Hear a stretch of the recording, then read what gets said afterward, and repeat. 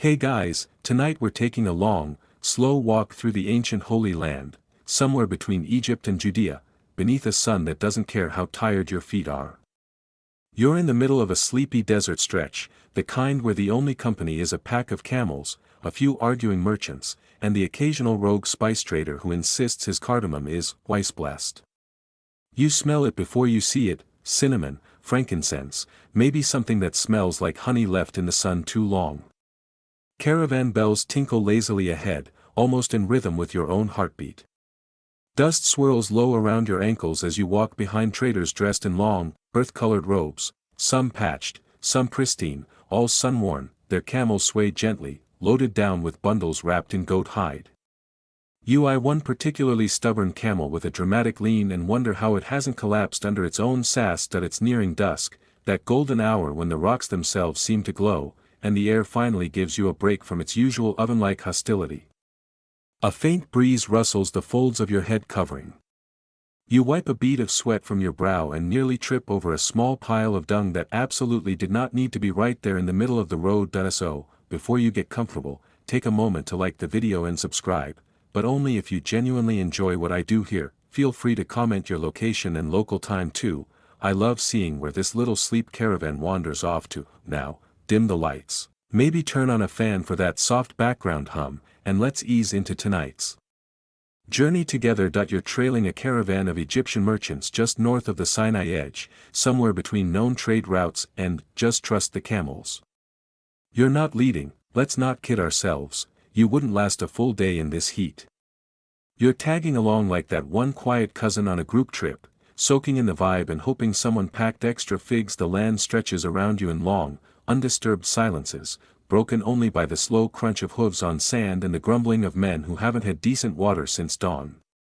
One trader, wearing a belt with too many pouches, waves a piece of dried fish in your direction and mumbles something that sounds like, "Do not trade this in Gaza."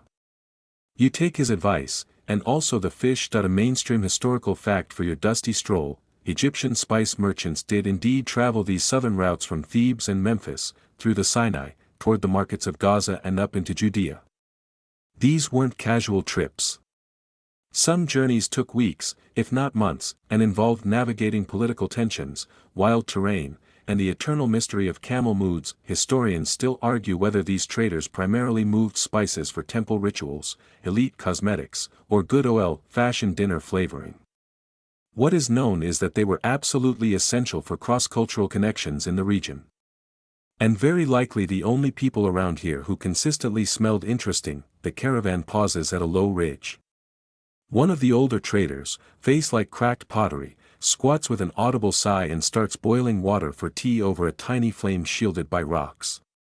The others drop into the sand like it's a mattress. You follow suit, careful not to sit on anything sharp. From this ridge, you get a view of the road ahead. It's not a road so much as a faint line in the sand where other people have made the same mistake you're making now. Somewhere out there is the Negev, and beyond that, the promise of thicker shade, a river maybe, or just someone who sells real bread. You watch a boy about 14 or 15 hand-feed almonds to a camel like it's the most natural thing in the world. He speaks softly to it in what sounds like a mixture of ancient Egyptian and a very tired lullaby. Now here's a fringe tidbit you probably didn't expect: camel eyelashes were a legit trade item. Not in bundles, thankfully, but as part of beauty rituals sold in small batches to elite women in Egyptian courts. Merchants like the ones around you would whisper about these beauty recipes as though they were state secrets, only to later hand them off in exchange for wine or goatskins full of date syrup. The sun dips lower. Orange turns to purple. Someone's humming, a low, deep note that blends with the breeze until you can't tell where the music ends and the wind begins. It feels timeless. You could blink and wake up in 100 BCE or 10 CE and not notice the difference, except for the sandals being just a bit more vintage. You gather your things: one pouch of dried apricots, a cracked water flask, a stray scroll you promised to return, and ready yourself to move again.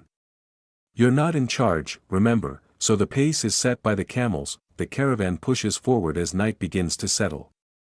The path is marked only by instinct and the occasional torch placed by locals who somehow figured out how not to get lost in the dark. Fireflies, or maybe something pretending to be fireflies, dot the horizon. Someone mentions Gaza. Not the modern city, but the ancient trading post version, loud, slow, full of bartering and stories too strange to be entirely false.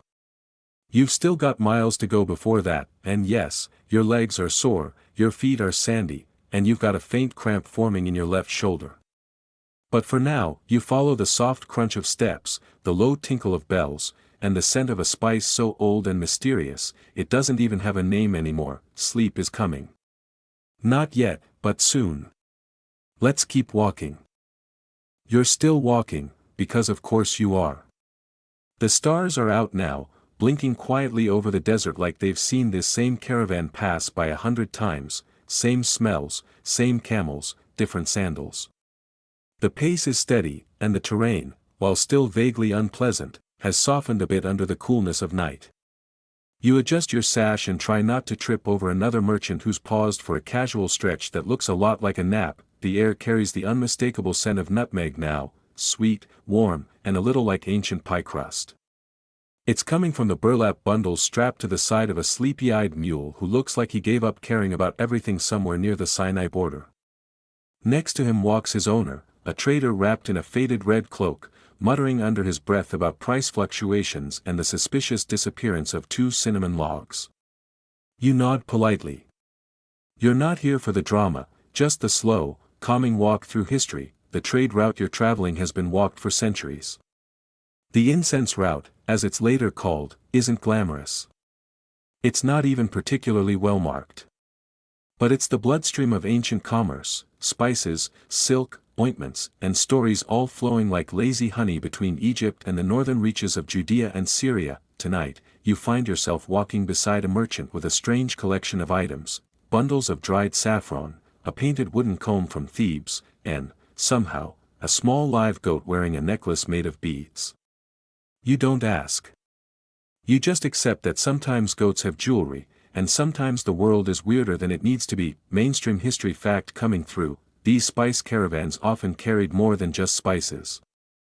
Think luxury cosmetics, dyed fabrics, incense used for both religious and personal rituals, and small quantities of medicinal herbs, things like cassia, galbanum, and aloe resin. These were prized goods in Judea, especially among wealthier families and temple elites. Even small synagogues in Galilee might receive offerings that originated in far-off markets like Memphis or even further along the red SEA. As you amble along, the terrain begins to rise slightly. Hills appear in silhouette against the stars, and the group slows to accommodate the climb. You glance at the feet around you, well-worn leather sandals, some tied with scraps of blue cloth, others reinforced with little bits of copper. Your own sandals are holding up, barely. You make a mental note to stop by the nearest sandal repair shop if you find one before the next Roman checkpoint. Up ahead, a merchant starts bartering with another, right there in the middle of the road. The conversation is slow, circular, and involves a lot of gesturing at a small pouch of something that smells suspiciously like cloves. You watch them go back and forth for 5 minutes before they both give up and agree to swap 3 almonds for a cracked oil lamp. No one's in a hurry. The desert decides the pace out here. Here's your quirky tidbit of the evening. Some caravans employed scent scouts, individuals with an unusually strong sense of smell, tasked with identifying spice quality just by sniffing wrapped bundles. These noses were often treated with a strange combination of reverence and mild suspicion, as though they were part prophet, part perfumer, and part walking myth. You pass one now, a lean older man with an exaggerated sniff and a necklace of tiny perfume jars. He says nothing, just nods knowingly in your direction, as if he's just identified your dreams by the scent of your hair. Mildly unsettling, frankly, the wind picks up slightly, whistling low and dry through a patch of desert scrub. Someone behind you sneezes. Another trader responds with a slow, blessings, as if sneezing were a spiritual event. Maybe it is out here. Maybe everything is. A pause in the road gives the group an excuse to gather around a communal pack animal, its cargo laid out on a flat rock for evening redistribution. There's a loaf of travel bread so dense it could double as a doorstop, a small jug of pomegranate wine, and a bundle of dried figs wrapped in palm leaves. You take a figure. It's chewy.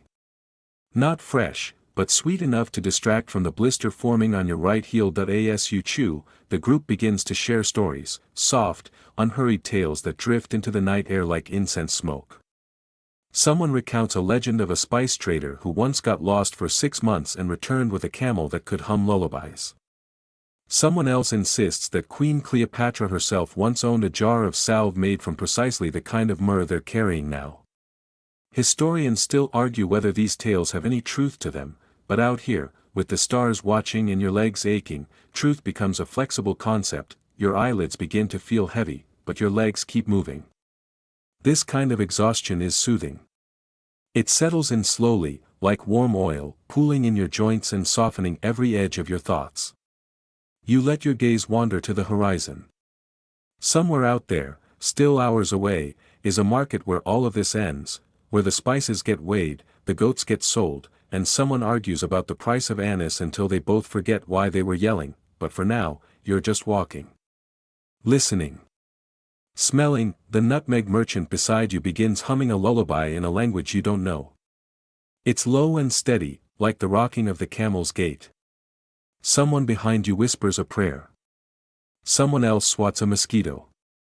Life continues, one slow footstep at a time. There's something profoundly calming about all of it. You're not expected to do anything here, not lead, not speak, not even stay awake. Just follow the bells and the soft scuff of sandals over sand. Let the night carry you forward. Your hands are dusty, your hair smells faintly of cardamom, and the desert is starting to feel like a very long lullaby. Don't worry. You're safe. And you're not alone. The desert road is smoother here, worn down by centuries of slow, purposeful feet. You've been walking with the caravan long enough now that no one questions your presence. You're just another dusty face beneath a sun-bleached headscarf, moving forward one patient step at a time. The night air is crisp but not cold. Somewhere overhead, constellations that don't yet have names flicker softly, watching your progress. You recognize the big one that looks like a tilted jug. Someone said it's sacred to the Nabateans, who believe it pours blessings onto travelers. That's comforting. You could use a little poured blessing right about now, especially on your left ankle, which is definitely plotting against you. The caravan slows to pass through a narrow, rocky corridor, the kind you wouldn't want to enter alone.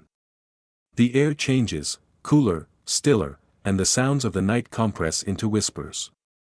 Even the camels seem to recognize this as a sacred place. Their hooves move more carefully, and one of the older traders murmurs a line from an old desert poem about the stones that remember. You don't know what that means, but you nod respectfully, just in case the stones are listening. This is part of a lesser-known segment of the ancient caravan route, one that bends slightly westward to avoid the more treacherous wadis.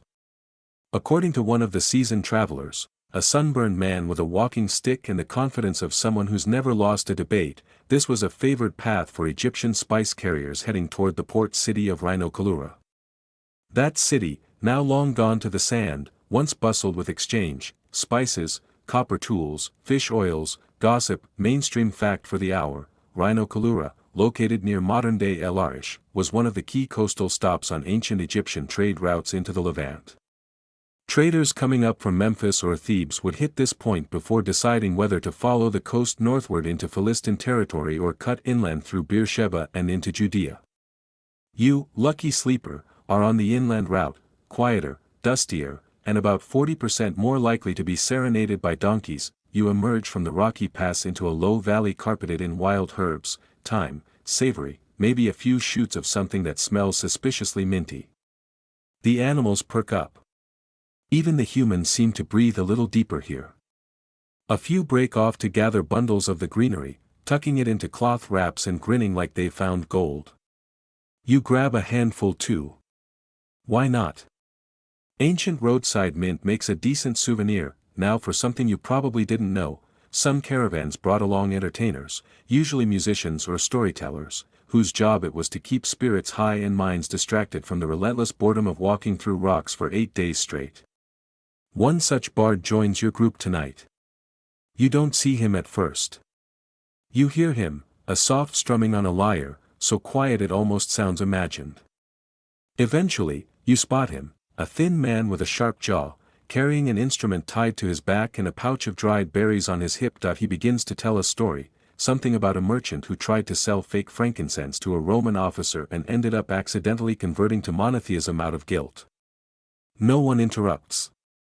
They've heard versions of this tale before, but it never fails to entertain. Especially when he gets to the part where the camel does the talking. Historians still argue whether these kinds of stories were just entertainment or if they also carried coded cultural critiques, gentle jabs at Romans, Pharisees, or even rival merchants. In a world where scrolls are expensive and gossip is power, a good joke was a safer way to spread an idea than any declaration nailed to a synagogue door. The road shifts again, narrowing slightly as the terrain tilts. Up ahead, you can see torches marking a small encampment. The group murmurs with relief. This is where you'll rest tonight, not a proper town, but a known traveler's stop with a few rock shelters, a shallow well, and a decent view of the stars. You settle onto a padded mat beside a fire someone has already coaxed into existence. Around you, people shed their outer cloaks, loosen their belts, and stretch in that full-body way that says, "I've walked enough for one lifetime." You copy them, realizing too late that you've somehow sunburned the tops of your toes. Classic rookie move. One of the older women in the caravan sets up a tiny makeshift market. She unrolls a fabric wrap containing little jars of oil, myrrh, cedar, and something greenish that smells like both peppermint and regret. You watch her gently dab oil onto a blistered heel and mutter a prayer to Asherah. Or maybe it's just a thank you to her feet. Here's your fringe detail for tonight. Some merchants believed that rubbing specific oils onto their camels' legs would protect them from exhaustion or desert spirits. Whether or not it worked is anyone's guess, but if you squint, you'll see a young boy now anointing the front knees of his dromedary with olive oil, whispering something under his breath like a bedtime spell. The camel, unsurprisingly, remains unimpressed. You lie back. The fire flickers. Someone tosses herbs into the flames, and the smoke curls upward with the earthy scent of ancient kitchens. A pot of barley stew simmers nearby, attended by an elderly cook who appears to season it by instinct and sheer intimidation. She's been feeding caravans for decades, and you can tell because she can tell when you're thinking about asking for a second bowl. You decide not to push your luck. The stars spin overhead, and you begin to wonder if time works differently out here. Maybe the road loops through more than just geography. Maybe this moment, spiced air, quiet laughter, the creak of saddle leather, is happening in some layer of forever, a sacred loop of sound and scent that echoes through every generation that ever dared to follow a sleepy trade route. You close your eyes. The fire crackles, the lyre plays on, and the desert hums. The morning light arrives without warning, no trumpets, no declarations, just a slow blue bloom on the eastern horizon. You stir from your sleep wrapped in a borrowed wool cloak that smells like someone else's spices and a few faint regrets. Around you, the caravan is waking up. People shuffle around with the heavy grace of those who walk for a living. No one speaks louder than necessary. Out here, even the sun takes its time. Breakfast is modest, a coarse barley cake, a pinch of salt, and something someone calls fig honey, which tastes like it's been on this earth since the days before Moses. You eat it anyway.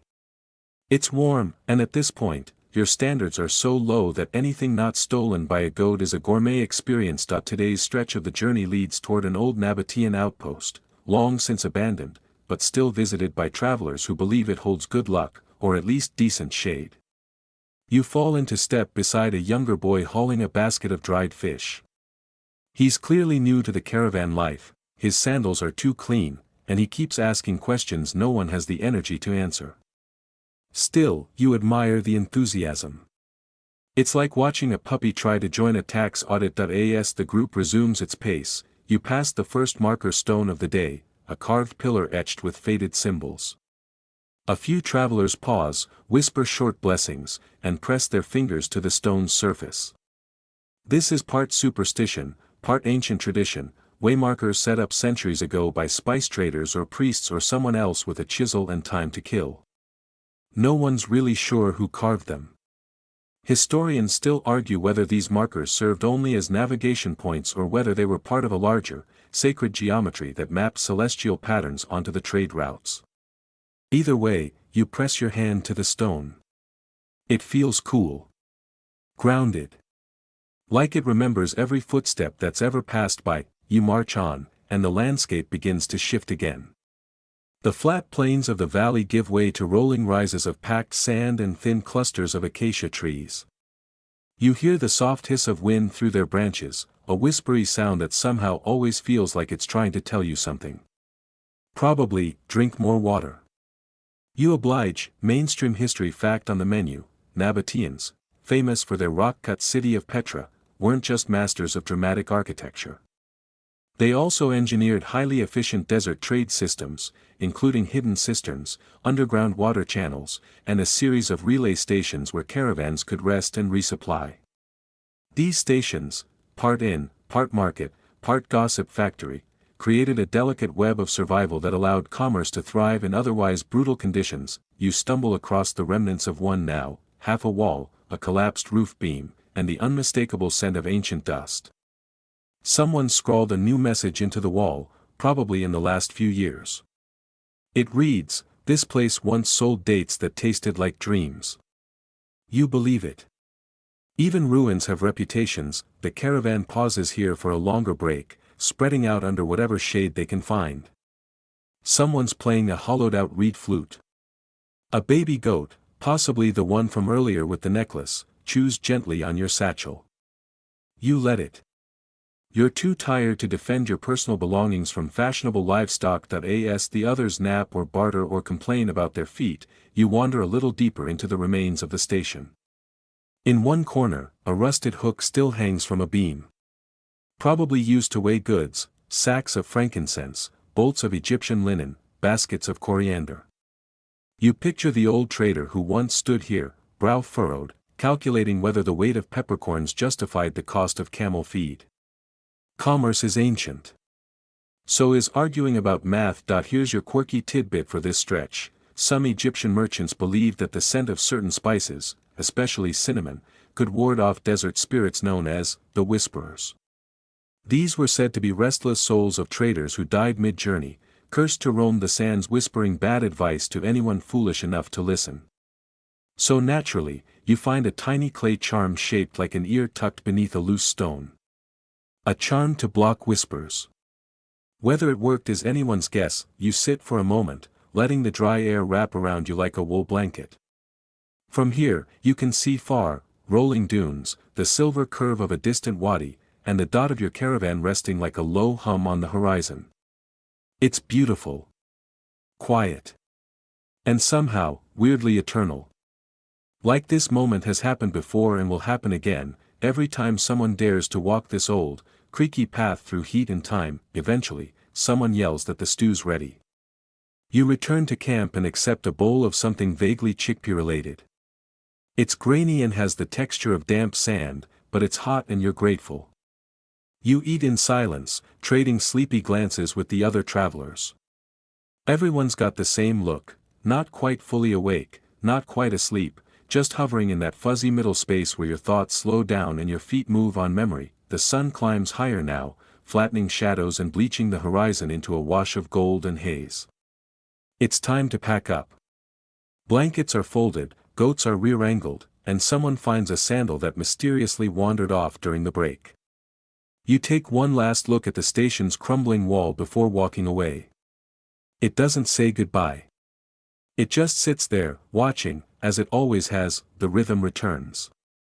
Footsteps, wind, occasional mumbling about whose turn it is to carry the leaky jar of sesame oil. You fall back into step, and the road rises up to meet you, as it always does. There's comfort in the repetition. In the slow, steady beat of sandals on sand. In the quiet company of those who carry their lives on their backs and their histories in spice pouches. You've only been here a few days, but you already feel part of something ancient, something soft and dry and deeply human. Somewhere ahead, another campfire waits. But for now, it's enough to just walk. One foot, then the other. You're starting to notice the difference between flat desert and slightly different flat desert. It's subtle, like telling the difference between stale bread and very stale bread, but once you see it everywhere. The road has taken on a new hue today, tinged with reddish soil and occasional outcroppings of crumbly limestone. One of the older traders tells you this means you're nearing the edge of Egyptian-influenced territory. Different dirt, different taxes, he mutters, adjusting his head wrap. Taxes are a recurring theme out here. Every region, no matter how dry or seemingly uninhabited, has its own system of tolls and levies, usually enforced by someone with a spear and a strong opinion. Luckily, your caravan has a talker, a professional negotiator whose job is to charm, bribe, and occasionally bore border guards into letting them through. His real name might be Elier, but everyone just calls him the Mouth. Today, the Mouth earns his nickname at a checkpoint outside a weathered village whose name no one can quite pronounce. The guards wear patched uniforms and carry themselves like men who've read one too many scrolls about Roman law. Elier launches into a speech so long and winding that you suspect it's less about passage and more about seeing how many syllables he can fit into a sentence.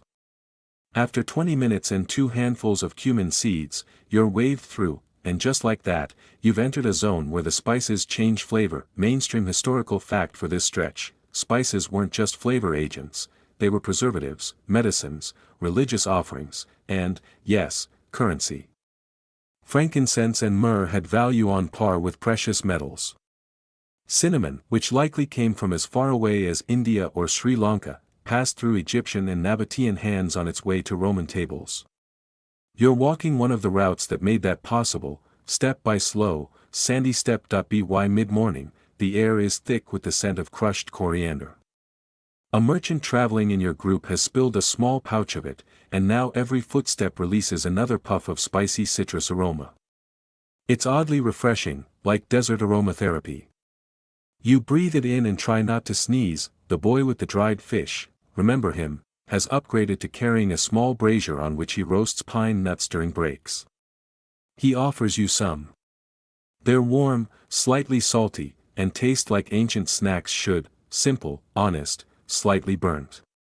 You thank him with a nod and a half-smile, and he beams like he just sold you a camel. Now for your quirky tidbit of the day: there's a belief among certain merchant clans that whispering your dreams into a spice pouch can protect them from spoilage.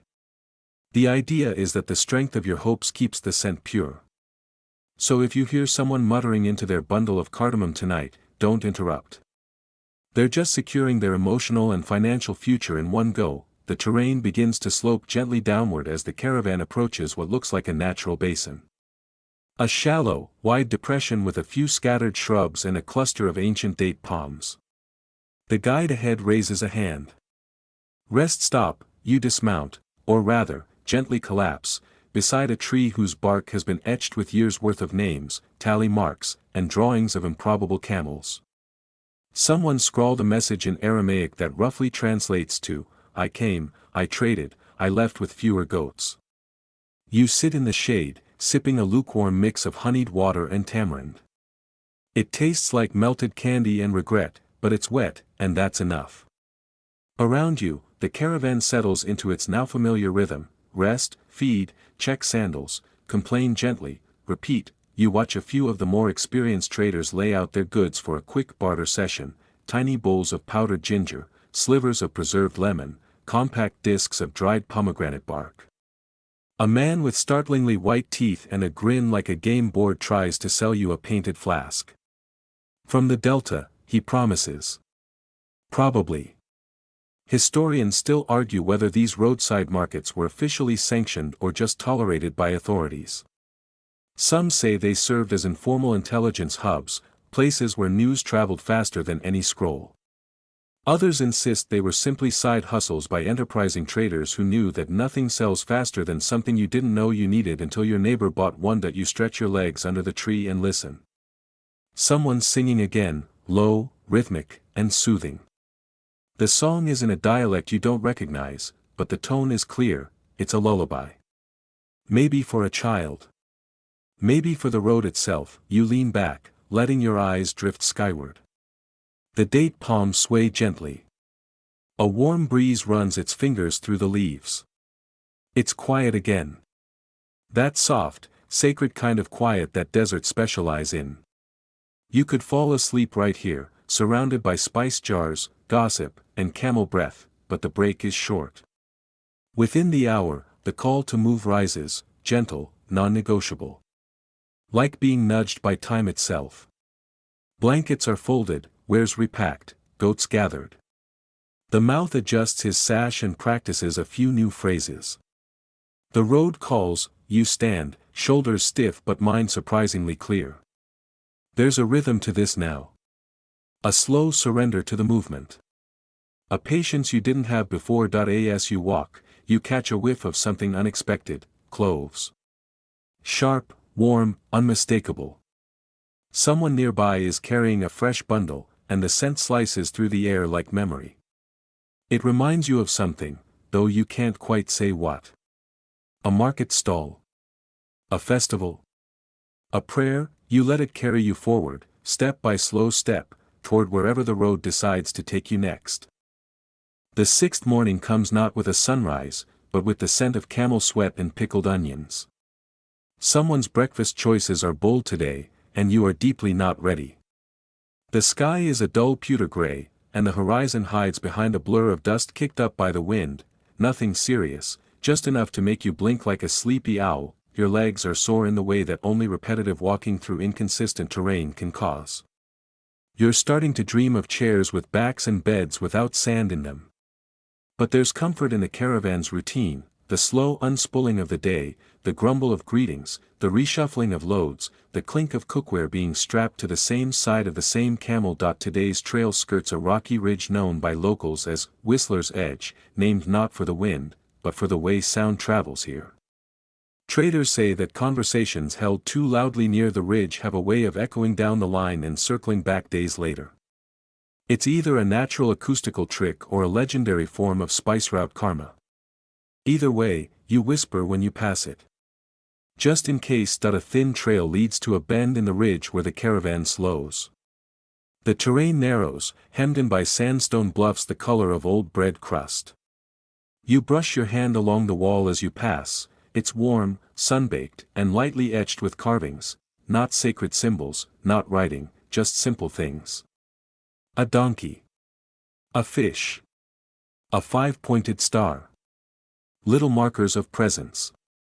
It's like the ancient version of, I was here, quietly defiant, gently human, mainstream historical moment. You're now walking the trail known in some Roman documents as a minor artery of the incense route. These side paths connected major city hubs with the smaller trade stations where goods were taxed, tallied, and sometimes misplaced. Roman customs officials often rode out to intercept caravans, especially those believed to be carrying cinnamon or cassia, two of the most valuable, and most faked, spices of the era.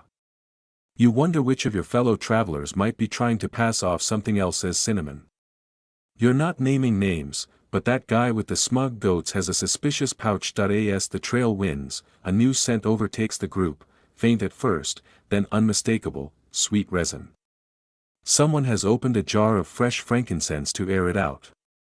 It's citrusy, piney, and slightly medicinal, and it punches through the dry air like incense in a stone temple. People close their eyes and breathe deeply. It's more than just pleasant, it's holy. You pause beside a traveling apothecary, an older woman with hands like bark and eyes like glass beads.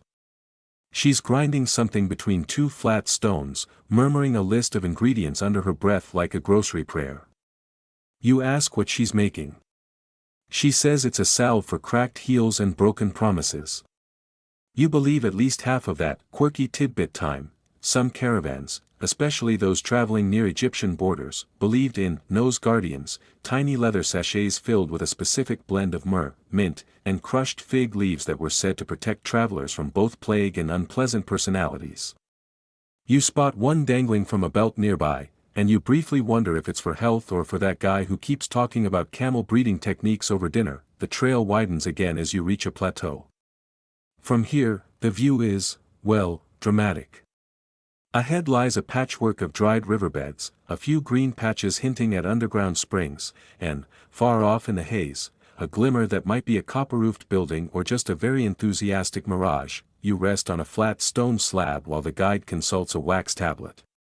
This area is close to a famous fork in the road, where Egyptian traders historically met up with Judean merchants before splitting off toward Alexandria or Damascus. This was a big deal, an international spice summit, minus the catering. Historians still debate whether these rendezvous points were prearranged through complex trading calendars or if they just happened by coincidence and shouted rumors. Either way, they were hubs of barter, gossip, and low-key espionage. You imagine two traders meeting here, one offering papyrus scrolls, the other holding a bundle of saffron. Each pretending not to be impressed. Each secretly thrilled. You notice someone nearby holding a strange-looking scroll, short, stubby, wrapped in palm leaf. The writing on it is faded but elaborate. The owner claims it's a recipe for silence, written in poetic Egyptian verse. You're not sure if that's literal or metaphorical, but either way, you want a copy. Lunch today is another culinary masterpiece of the "you'll eat it because it's hot" variety, lentils mashed with dried onion, spread onto a pita-like flatbread that folds with a sigh. It's filling and gently bland, ideal for the midday heat and your tired stomach. You share a bite with the dried fish boy, who has now acquired a sling and a sense of dramatic timing. After lunch, someone reads aloud from a scroll, just a few verses from an old Egyptian hymn. The rhythm is soft and repetitive, describing the river Nile as a mother, a merchant, a whisperer. You listen without trying to understand every word. Sometimes, meaning isn't the point. Sometimes it's the texture of sound, the ritual of repetition, the comfort of hearing someone else's breath shaping beauty into the air. As the sun begins its long descent, the group begins to move again. You fall into place behind a trader carrying dyed linens, blues and purples that catch the light like liquid royalty.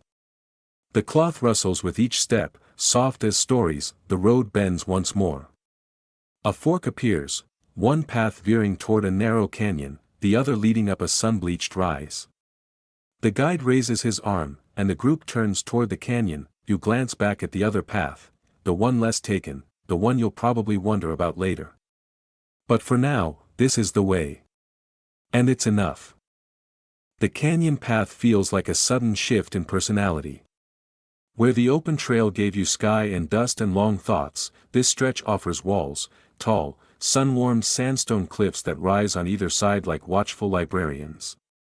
Every footstep here echoes gently, as though the earth itself is eavesdropping on your caravan. You trail behind the linen merchant again, watching the dyed fabric flutter and occasionally snag on jagged rock.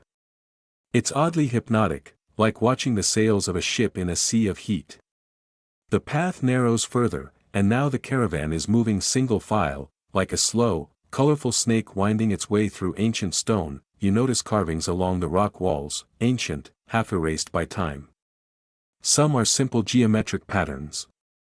Others depict animals, jackals, ibis, even a few elephants. That's your quirky tidbit for today. Yes, elephants. While not native to Judea, elephants were occasionally brought into the region during military campaigns and trade exhibitions. One Egyptian scroll even references an ambassador arriving with two small elephants as a gesture of non-aggression, which is probably the most intimidating peace offering ever. A hush falls over the group. It's not that anyone's told you to be quiet, it just feels like this place demands it. The canyon has that heavy, sacred silence usually reserved for temples or libraries. Or awkward family dinners. The mouth, ever the conversationalist, tries a joke about how this path is so narrow, even Pharisees walk single file, but it falls flat against the sandstone. No one laughs. Even he grimaces. You press onward, occasionally brushing against the canyon wall. It's warm to the touch, like sun-soaked pottery. Somewhere ahead, a small spring trickles from a crack in the rock, creating a dark ribbon down the wall and pooling in a tiny basin where someone's left a handful of dried figs as an offering. Whether to the gods or just to the next thirsty traveler, you don't know. Either way, you take one. You leave a pine nut in its place. The spring is part of a known resting hollow called Nephru's Nook, named, historians believe, after a minor Egyptian noblewoman who sponsored a trade post here around the time of Jesus' childhood. There's no remaining building, but the flattened ground and the remains of old fire pits tell the story. Her name appears in Egyptian records as a patron of frankincense caravans and a collector of unusual beetles, because of course she was mainstream historical moment. While Roman roads are often glorified, many Eastern trade routes, especially those connecting Judea, Arabia, and Egypt, were informal but expertly maintained by merchant guilds, often overseen by powerful women like Nefru. Their authority was sometimes more logistical than political, but make no mistake, they were the spine of the system. Think of them as ancient desert CEOs who knew how to balance a ledger and a camel load. You sit in a nook for a while, sharing space with beetles, birds, and a small carved stone in the shape of a date fruit. Maybe a child made it. Maybe a bored guard. Maybe Nefru herself. You'll never know. But it's oddly comforting to hold something shaped by human hands in a place that feels otherwise carved only by wind and time. Nearby, a young trader recounts a half-true tale of a lost caravan that once wandered this canyon for 3 days, only to emerge 2 miles from where it entered. He says the path plays tricks on the eyes, and that compasses, yes, rudimentary versions existed, often spin when near certain rock formations.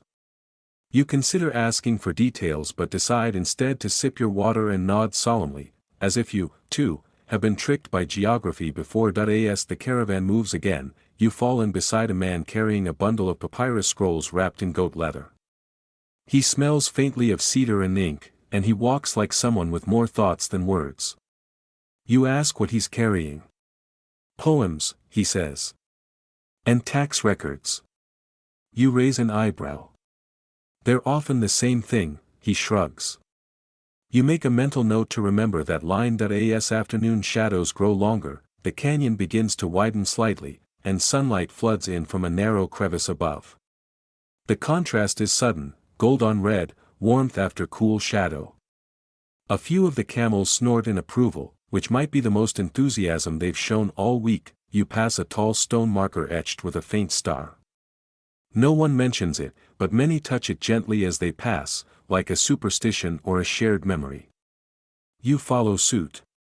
The stone is cool, but the moment is warm. Historians still argue whether this canyon path was a primary trade route or simply a poetic detour, a path taken more for beauty and symbolism than efficiency. It's not the shortest way to the next station, but it is the most remembered.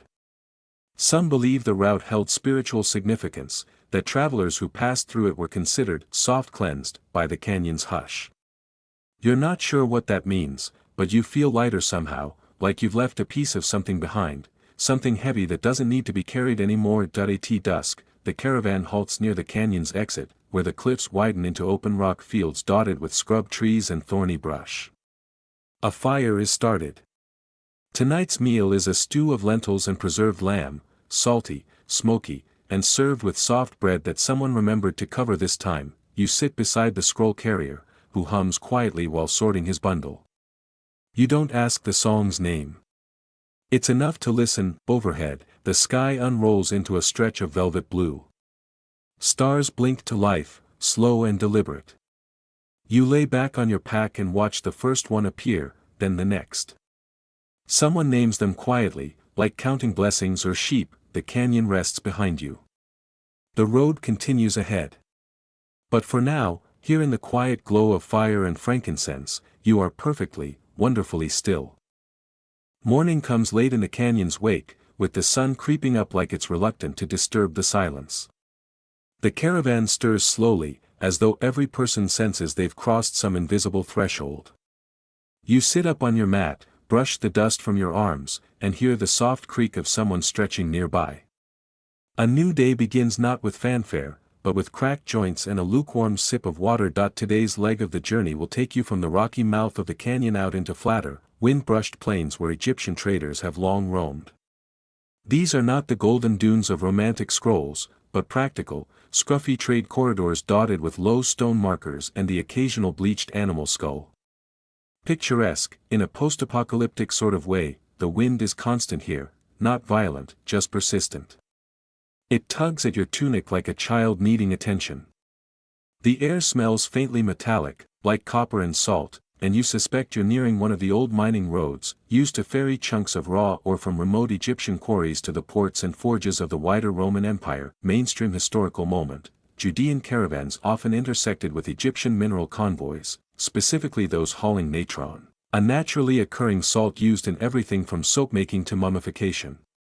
These dry trade intersections weren't always planned, sometimes they happened organically where geography funneled paths together, like water into a single stream. You imagine the impromptu market stalls that must have popped up, spikenard for your salts. Trade you 3 scrolls for 1 decent donkey shoe. You march onward, the sun rising behind you, casting long camel shadows across the sand. Someone ahead is singing an old trade route song. It's a call-and-response rhythm meant to pass the time and measure distance. You can't understand the words, but the cadence pulls your feet along, as if the trail itself is humming. You pass a cluster of low stone huts, abandoned now but once part of a semi-permanent outpost called Zemet Station.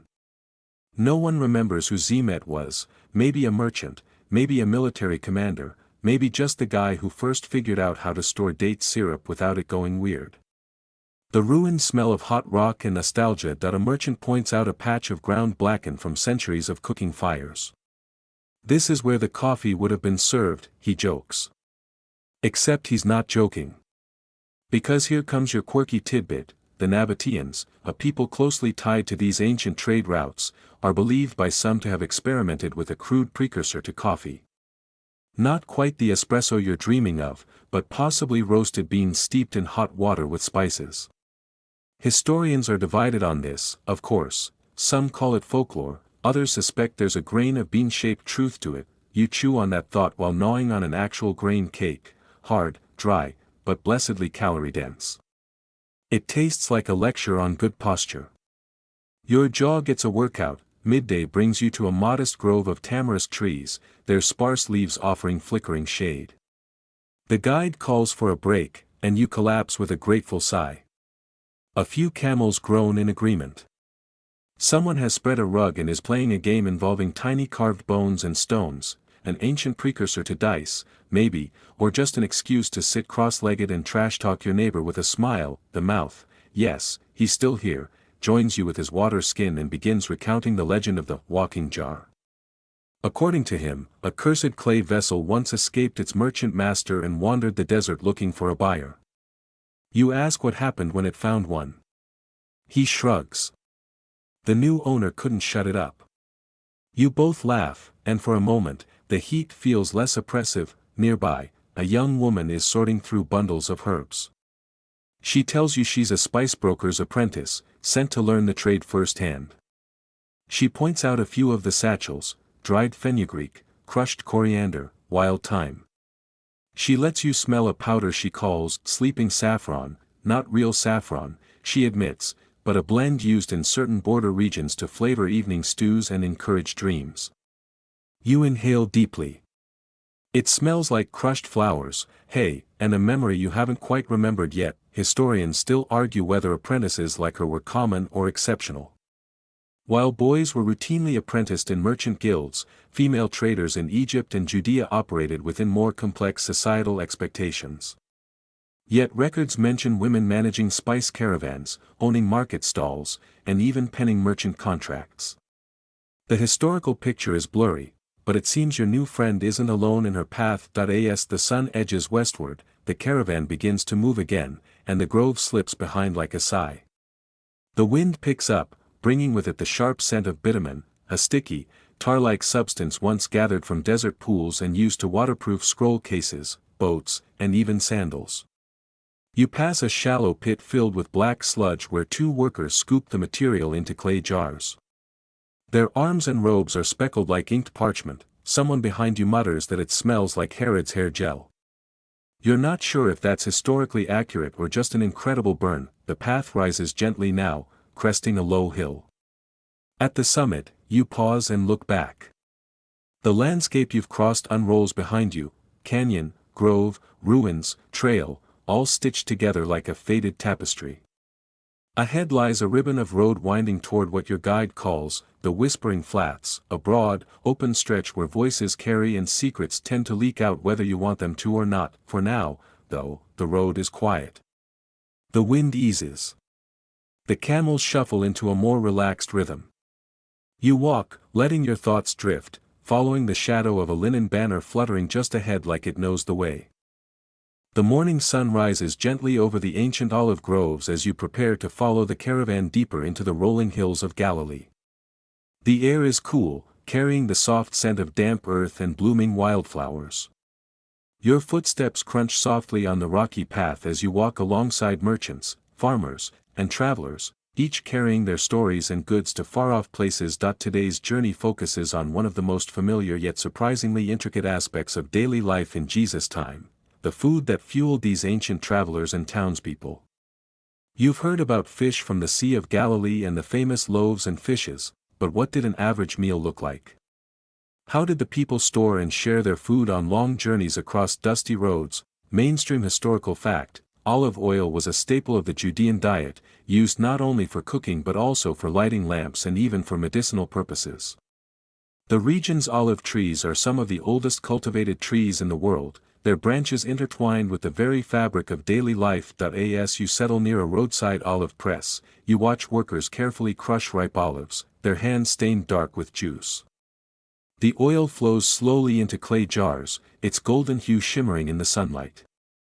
You learn that pressing olives was a communal event, often accompanied by songs and shared meals, turning a simple task into a social occasion. Quirky tidbit: ancient Judeans sometimes flavored their oil with herbs like thyme or rosemary, making scented oils that served both culinary and aromatic roles. Some believed these oils could ward off bad spirits or bring good fortune, though historians still debate how widespread such superstitions were. You unwrap a modest meal: flatbread baked from barley or wheat, a small portion of dried figs, a handful of roasted chickpeas, and a slab of fresh goat cheese. The textures and flavors are simple but satisfying, offering a glimpse into the humble yet resourceful cuisine of the time. Nearby, a caravan merchant opens a container of salted fish, preserved through sun and brine for long journeys. You're surprised to discover that salt was a precious commodity, used not only for food preservation but as a form of tax and currency in some regions. Historians still argue whether the famed "salt of the earth" phrase referred primarily to Judean salt production or held deeper metaphorical meaning tied to the landscape and people. Either way, salt's importance permeated both the practical and spiritual life of the land. As you continue along the trail, you pass small farms where women grind grain on stone mills, their rhythmic motion accompanied by the soft murmur of conversation. These grains formed the base of most diets, turned into bread that could be eaten fresh or dried for travel. You catch sight of a small boy carefully tending a fire, roasting almonds over hot coals, a favorite snack and trade good. The almonds crackle gently, releasing a warm, nutty aroma that mingles with the sharp scent of olive oil cooking in a nearby pan. This simple act of roasting nuts reminds you of the importance of food preparation techniques passed down through generations, forming a culinary heritage that connected families and communities across the Holy Land. As afternoon light fades, you arrive at a quiet village where the caravan will rest for the night. The villagers greet the travelers with fresh dates and bowls of cool pomegranate juice, a refreshing treat after the dusty road. The village kitchen, tucked away behind a stone courtyard, hums with activity. Women prepare stews of lentils and herbs, simmering slowly over open flames. The aroma is rich and earthy, promising warmth and nourishment. You sit with a group of locals sharing stories of harvests past and upcoming festivals, their voices soft and rhythmic in the fading light. The communal nature of meals here highlights how food was more than sustenance. It was a binding force, weaving together faith, family, and friendship. Historians still debate the exact role of feasting and fasting rituals in early Judean culture, pondering how communal eating practices influenced social structures and religious observances. As night descends, you lay back under a sky thick with stars, the gentle crackle of the evening fire accompanying your drifting thoughts. The taste of bread, olives, and figs lingers on your tongue, a sensory thread connecting you to this ancient world's rhythms. With a soft smile, you close your eyes, comforted by the simple, nourishing pleasures that sustained people long ago, reminders that even in history's vastness, small moments of warmth and care endure. The morning sun rises slowly over the rolling hills of Galilee, casting long shadows on the terraced fields and olive groves. You wake beneath your simple tent, the soft rustle of leaves in the gentle breeze creating a soothing backdrop. The air is cool but promises warmth as the day unfolds. Today, the caravan will lead you to Sepphoris, the bustling city at the crossroads of cultures and empires, a place where ancient traditions intertwine with Roman grandeur. As you gather your belongings and join the caravan's movement, your footsteps mingle with the rhythm of the marketplace that already hums to life. The city of Sepphoris, known also as Zippori, is a mosaic of contrasts. Roman temples and theaters stand alongside Jewish synagogues and humble homes. Walking through its streets, you feel time fold in on itself, each corner whispering stories of trade, worship, and daily life. In 1st century Galilee, Sepphoris was rebuilt as a Roman colony after the Jewish revolt in 4 BCE, renamed in honor of Herod Antipas's wife, Sepphoris. The Romans, ever masterful at making their presence felt, built wide paved roads, imposing forums, and lavish bathhouses. Yet beneath this veneer of empire, the city's population remained largely Jewish, holding fast to traditions that had survived centuries of upheaval. You pass under a grand archway leading into the market square, your senses instantly flooded. Vibrant stalls burst with color, piles of saffron yellow turmeric, ruby red sumac, and golden coriander seed stacked in perfect cones. Traders call out their wares in a melody of Aramaic, Greek, and Latin, the languages blending like a rich tapestry. You hear the distinctive clang of a metalworker hammering copper vessels, their bright surfaces catching the morning light. Mainstream historical fact: Sepphoris was one of the most important cities in Galilee, serving as a regional hub of commerce, culture, and governance. Its population included Roman officials, Jewish residents, Greek-speaking immigrants, and various artisans. The city's mosaic floors, some depicting scenes from mythology and daily life, speak to the rich cultural exchange. Near the market center, you spot a mosaic depicting a rooster, its feathers rendered in intricate detail. This image may seem ordinary, but scholars suggest it could have inspired or reflected early Christian symbolism connected to Peter's story. Historians still debate whether such motifs were consciously placed or mere decorative flourishes, adding layers to the city's cultural complexity. You pause at a vendor's stall where freshly baked bread is displayed. The bread, thin and crisp, is still warm from the tabun oven, an ancient clay oven shaped like a dome. The baker brushes each loaf with fragrant olive oil and sprinkles a mix of wild thyme and sesame seeds, creating a sensory delight. You bite into the bread, the taste earthy and slightly nutty, a simple yet profound connection to the land. Quirky tidbit: some locals flavor their olive oil with herbs, believing these mixtures bring health and protection. A small jar at the stall contains oil infused with myrrh, a spice highly prized and sometimes used in religious rituals. There's a gentle humor in imagining how these scented oils might have doubled as both cooking ingredients and early perfume. As you move deeper into the city, you notice the grand theater built for Roman entertainments, its stone seats rising in neat tiers. Nearby, the synagogue stands, less ostentatious but pulsing with spiritual life. You overhear a group discussing recent events, including the taxes imposed by the Roman authorities, a frequent source of tension. The weight of imperial control is palpable, yet everyday life persists with remarkable resilience. Historians still argue how much Roman culture truly penetrated Galilean towns like Sepphoris, and how locals negotiated their identities between adherence to tradition and adaptation to empire. This tension forms an undercurrent to the city's vibrant public life. You find a quiet courtyard shaded by fig trees and wild grapevines, where merchants rest and share stories. A merchant from Egypt speaks of the spice routes and the long journeys caravans undertake, bringing cinnamon, cassia, and frankincense from distant lands. The aroma of spices mingles with the city's earthiness, a fragrant reminder of the interconnected world. Nearby, artisans demonstrate pottery making, their skilled hands shaping wet clay on spinning wheels. You watch as a potter creates vessels destined to hold wine, water, or olive oil, objects both practical and artistic, embodying the craftsmanship passed down through generations. As the sun climbs higher, you take refuge in the cool interior of a merchant's home.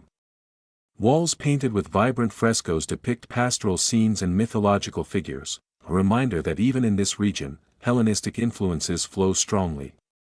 The family offers you dates, figs, and a cup of wine diluted with spring water, a common practice to temper the drink's potency. You learn that daily meals often consist of bread, legumes like lentils and chickpeas, fresh vegetables, and small portions of meat or fish on special occasions. Salted and dried fish, preserved in brine, are common staples for travelers and fishermen alike.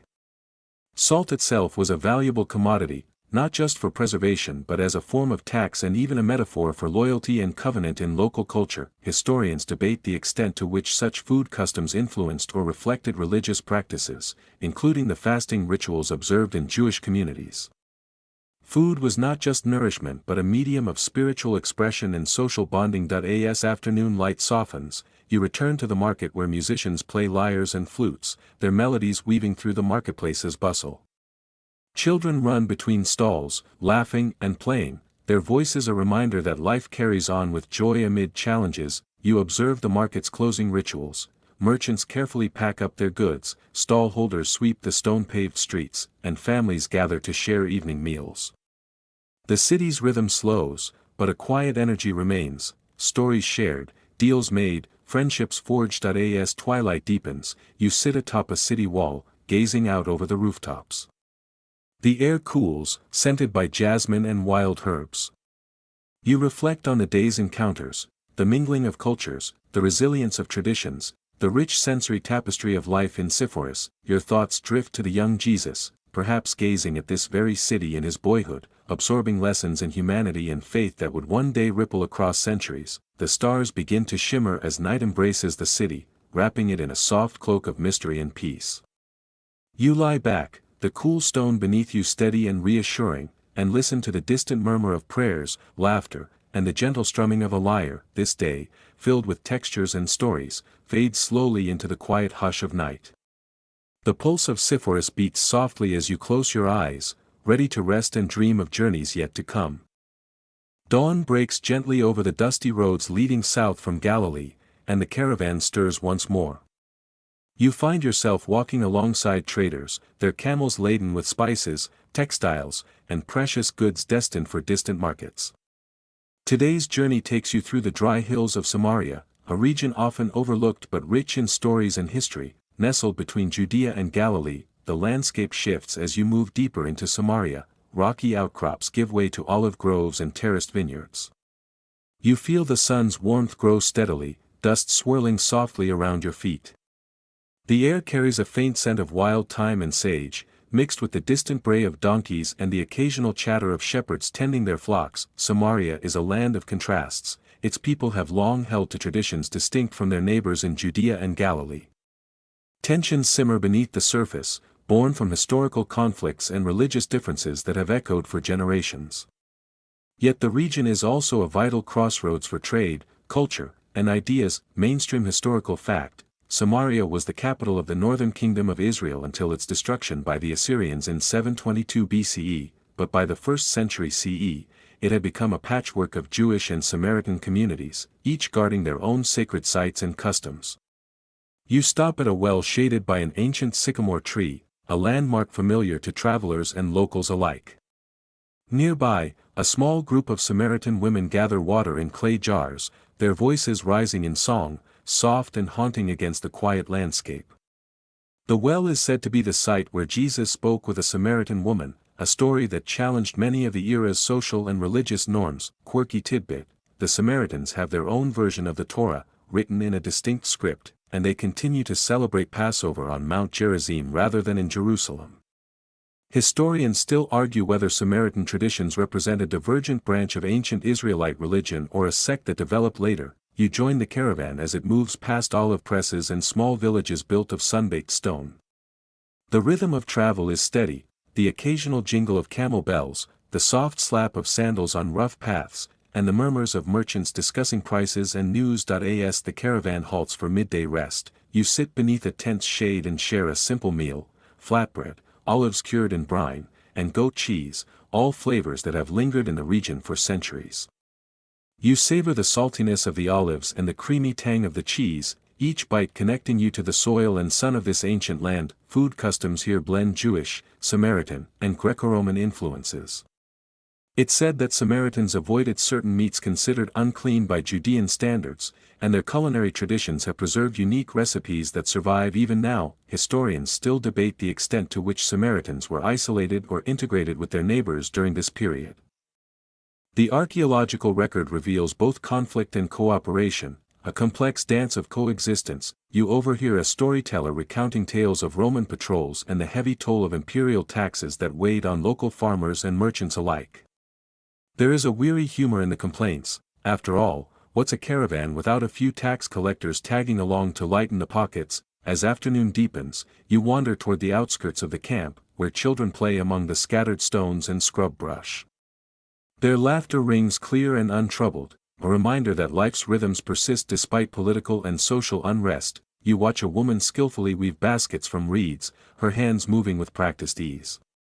Nearby, men mend fishing nets and sharpen tools, simple acts that have sustained communities for generations. The sun lowers behind the hills as the caravan prepares to move again, heading toward the towns that dot the landscape. Shadows stretch long, and the air cools, fragrant with the scent of wildflowers and dry earth. You settle beside the fire as night falls, the glow illuminating faces weathered by sun and wind but bright with stories and songs. The caravan's firelight flickers against the darkening sky, and you listen as voices rise in gentle melodies, ancient tunes passed down through the ages. Tonight, under a canopy of stars, you feel the vastness of history stretch before you, woven with tales of faith, resilience, and the simple, enduring acts of daily life. You drift toward sleep wrapped in the timeless embrace of the Holy Land's quiet magic. The sun rises over the rugged hills as you continue traveling south, leaving Samaria behind and approaching the outskirts of Judea. The landscape here is drier, the soil rocky and sparse, yet alive with history and hidden stories. Your caravan moves slowly toward the city of Jericho, an ancient fortress town nestled near the banks of the Jordan River, a place steeped in biblical lore and strategic importance. Jericho's reputation as one of the oldest continuously inhabited cities in the world precedes it, and you find yourself walking among ruins layered with millennia of human activity. The city's massive stone walls, though mostly crumbled now, once stood as a formidable defense, inspiring tales that echo through sacred texts. Mainstream historical fact: Jericho thrived as an oasis town in the 1st century CE, thanks to its proximity to natural springs, making it a vital stop on caravan routes and a center for date palm cultivation.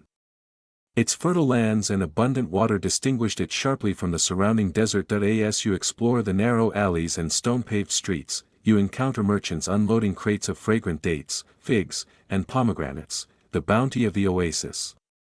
The air smells sweet and earthy, mingled with dust and the faint tang of river water nearby. Traders speak in hushed tones of the challenges of transporting goods through the desert heat and the threats posed by bandits. Quirky tidbit: some locals swear by the therapeutic powers of Jericho's hot springs, believed to heal ailments from arthritis to melancholy. Travelers often stopped here not just to rest but to soak and rejuvenate before continuing arduous journeys. Historians still debate the precise influence of Roman presence in Jericho, whether it functioned primarily as a military outpost, a commercial hub, or both. Its strategic location made it a coveted prize for competing powers. You pause beside a small temple dedicated to the Roman god Venus, a striking contrast to the Jewish and early Christian communities around. This juxtaposition of faiths and cultures adds layers of complexity to Jericho's identity. At a roadside stall, you sample a sweet treat made of crushed dates, honey, and nuts, wrapped in grape leaves, a simple delicacy passed down through generations. The flavors evoke the richness of the land and the careful craftsmanship of local cooks. As the afternoon wears on, you cross the Jordan River by a wooden ferry, the water's gentle current whispering ancient secrets. Nearby, you glimpse fishermen casting nets, a timeless scene unchanged for centuries. The river's significance is immense, a boundary and a baptismal site, a place of renewal and passage. You reflect on stories of John the Baptist, whose presence here drew crowds seeking cleansing and spiritual transformation. The caravan sets up camp on the far side of the river, beneath the shadow of date palms and rocky hills. The evening sky glows with soft pastels as the day winds down. Around the fire, elders recount tales of desert survival, how to find water in barren lands, how spices and herbs serve medicinal as well as culinary roles. There's a gentle humor in their stories, a shared understanding that the desert's harshness sharpens the spirit. You feel the stillness of the desert night settle around you, the stars blazing overhead like jewels scattered across velvet. The wind carries a soft murmur of ancient prayers and quiet dreams. As sleep beckons, you let the quiet power of this sacred landscape enfold you, knowing the journey continues with the dawn. The dawn light spills softly over the arid hills as you rise with the caravan, ready to leave the oasis city of Jericho behind. Ahead lies the road to Jerusalem, the ancient city perched atop its hill, a destination both revered and restless with anticipation. The journey is shorter today, but the terrain is steep, rocky, and dotted with reminders of history's many layers. You follow the winding path upward, passing scattered clusters of wild herbs, oregano, marjoram, and the occasional sprig of rosemary releasing their faint, woody scents into the morning air. The landscape feels alive in a quiet way, the stones warmed by the early sun and the distant murmur of voices blending with the occasional call of a lone bird. Jerusalem appears in the distance, its stone walls gleaming softly, the imposing Temple Mount rising majestically in the center. The city buzzes faintly even from afar, a hive of activity amidst the stillness of the hills. Traders unload goods, priests prepare for daily offerings, and pilgrims move slowly through the winding streets. Mainstream historical fact: by the 1st century CE, Jerusalem was the spiritual heart of Judea and a bustling urban center under Roman occupation. The temple, rebuilt and expanded by Herod the Great, dominated the skyline, a complex both sacred and political, where thousands gathered for festivals and sacrifices. As you enter the city gates, you're met with the sense of fresh bread, roasting lamb, and burning incense mingling with the dust and sweat of the crowded streets. The city is a kaleidoscope of sounds, the clatter of wooden carts, the chatter of merchants, the rhythmic chanting of priests in the temple courts. Quirky tidbit: Jerusalem's streets were so narrow and bustling that some residents trained their goats to navigate them, turning them into the city's unofficial garbage collectors, happily munching on discarded scraps. Historians still argue whether this practice was widespread or more of a charming anecdote passed down through generations. You walk through the bustling marketplace near the temple, noticing how traders sell everything from spices like cinnamon and cassia to carved ivory and intricate glassware imported from across the empire.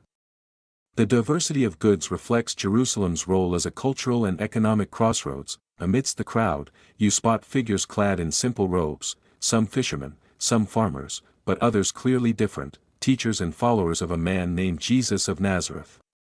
You overhear whispers about his teachings, his parables that speak of love, forgiveness, and the kingdom of God, told in stories that ripple through the marketplace like soft waves. You pause near a fountain, watching as water flows steadily from a carved stone spout into a basin below.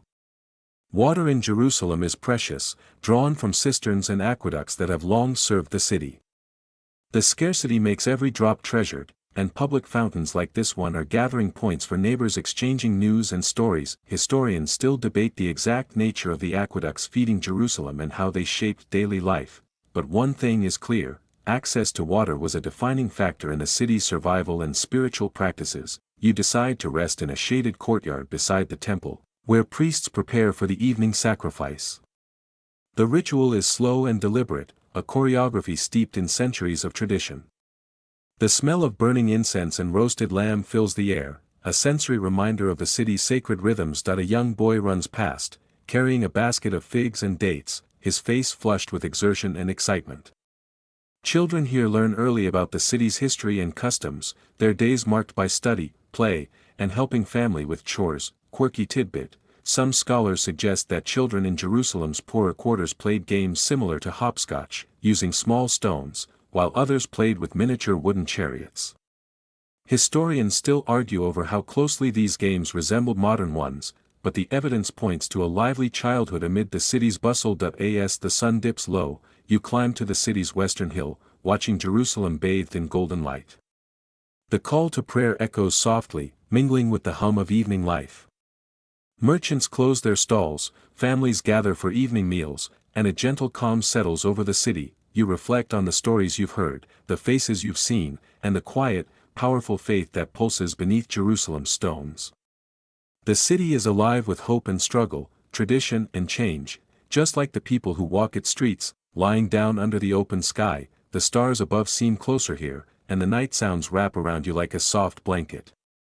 You drift towards sleep, carried by the echoes of ancient prayers and the timeless pulse of the Holy Land. The morning greets you with a pale, gentle light as the caravan prepares to leave the city's embrace behind, moving toward the rolling hills and olive groves of Galilee once more. The journey is slower now, winding along rocky trails where the scent of wild thyme and rosemary mingles with the distant murmurs of shepherds calling their flocks. You feel the coolness of the early day settle over your skin, a soft contrast to the warmth waiting just beyond the hills. Galilee's landscape stretches before you in a patchwork of fields, vineyards, and small villages clustered along the lake's edge. The Sea of Galilee itself shimmers quietly in the morning sun, its surface rippling gently as fishermen cast nets into the clear water, a daily ritual unchanged for centuries. Mainstream historical fact: in the 1st century CE, Galilee was a culturally diverse region, home to Jews, Greeks, and other groups. It was more rural and less influenced by Jerusalem's religious authority, creating a backdrop for many of Jesus' teachings and travels. As you walk, the paths take you past stone houses with flat roofs and small courtyards where women grind grain and prepare bread, the air rich with the aroma of baking. Children run barefoot between homes, their laughter rising and falling like birdsong. Quirky tidbit: Galilean pottery had a distinctive style, often decorated with geometric patterns and simple motifs. Archaeologists still debate whether the style reflected local tastes or the influence of neighboring cultures, but each shard uncovered tells a story of everyday life. You come across a small synagogue, its rough stone walls modest but inviting. Inside, a few men gather quietly, reading from scrolls by the flickering light of oil lamps.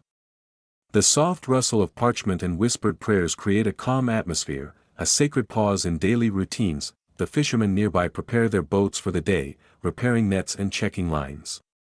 You watch as they push off into the gentle waves, the boats rocking softly with each movement.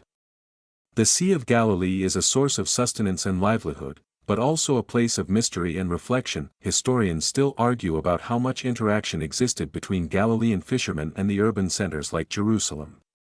Some evidence suggests these communities were tightly knit, while other findings point to a more insular existence shaped by geography and local customs. You join a family for a simple meal of fresh fish grilled over open flames, accompanied by bitter herbs and flatbread.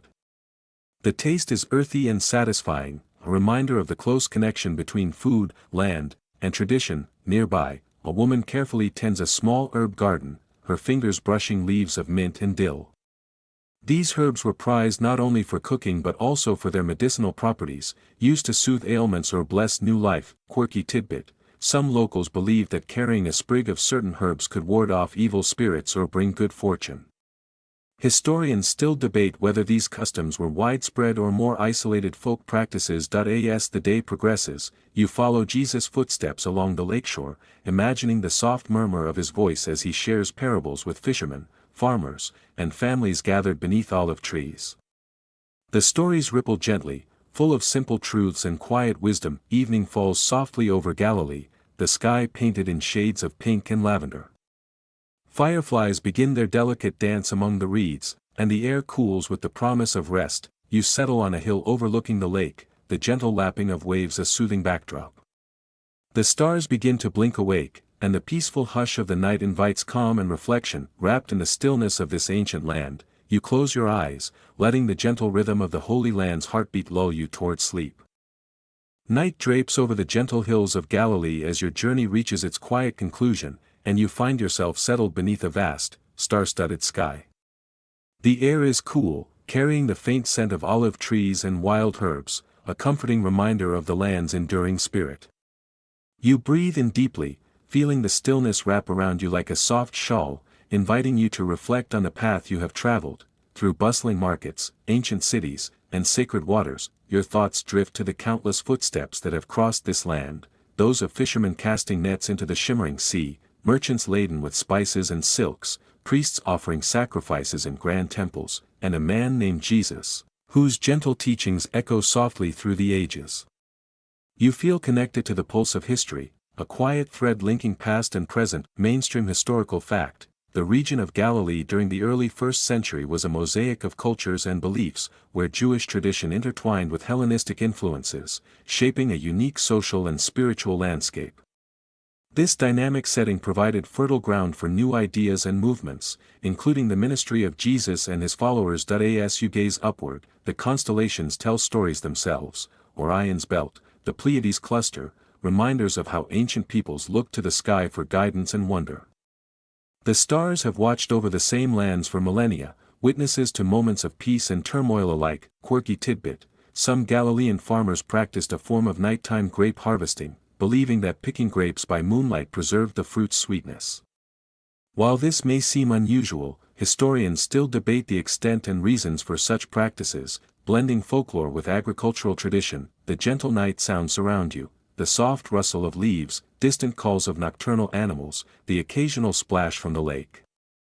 These subtle symphonies compose a lullaby, soothing the mind and easing the heart. You think back to the stories shared along the way, tales of hospitality in desert caravans, the humble bread broken by families, the simple joy of water drawn from ancient wells.